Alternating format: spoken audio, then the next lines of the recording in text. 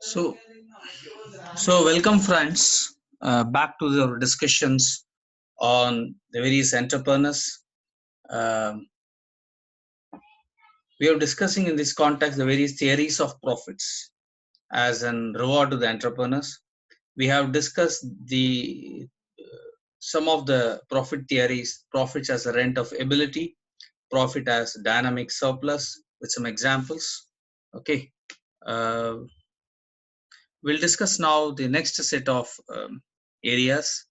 Um, what we call it as the profit as a reward for risk bearing. Uh, the risk theory of profits was propounded by F.B. Havley and later developed by F.H. Knight. Okay, and what we call it as the um, according to Havley, profit is a reward. Profit is a reward to an entrepreneur for undertaking risk. Profit is a price paid by the society to the entrepreneurs for assuming risk. As we can see, the most of the top entrepreneurs here in India or abroad, surely their business involves a lot of risk, a risk of investing huge amount of money. Uh, we have seen hundreds and millions of example, whether in the manufacturing industry, services, highly technology-driven industry, commerce, or in the entertainment industry and elsewhere. Okay, talking about in India, people like the founder of Infosys, Mr. Narayan Murthy, founder of Wipro, Mr. Sim Premji, the Tatas, the Birlas, the Ambanis, and new age entrepreneurs who created many such Indian knowledge industries, who was probably in the early 30s and 40s.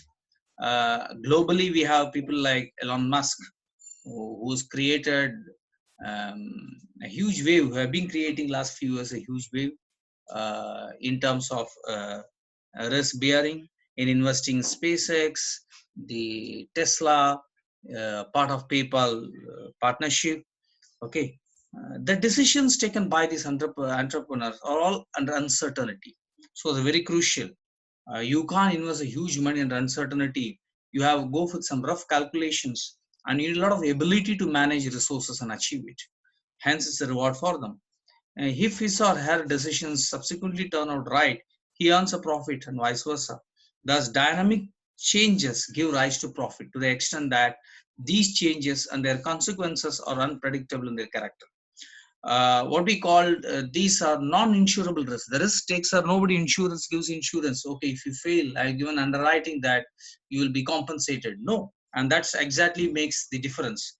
So it's a premium for the non-insurable risk, and in a dynamic world of competition, gives rise to profits. Today, men and women to larger extent go with full energy and zeal go into the world of business and make their mark. We have seen people like Kiran Shah and others with new age entrepreneurs, many of the men and women who actually made a mark in the world of commerce and business. Okay, profit also rises as a part of, as we can see, as a reward for innovation. Okay, which is very important, uh, as we need to understand. Yeah, so we can see record for innovation, which is propounded by Joseph Schumpeter. He put this theory forward. It has been considered as a very important factor responsible occurrence of profit. According to Schumpeter, profit is a reward to the entrepreneur for introducing innovations in the economy. Uh, the term innovation, as conceived by Schumpeter, is a broad term. It refers to the change introduced by the entrepreneur. In fact, all these entrepreneurs or top people are change makers in the society and life. Okay, which is felt over a period of time through their technology.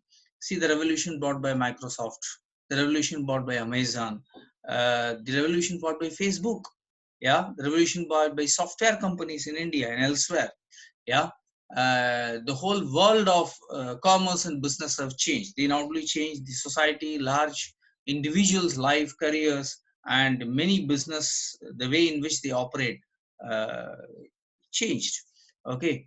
So the term innovation is broad. It refers to a change introduced by this entrepreneur, which either reduces the cost of production or increases the demand of its product, or both. We know how computer has revolutionized the demand and the cost across the world, the technologies.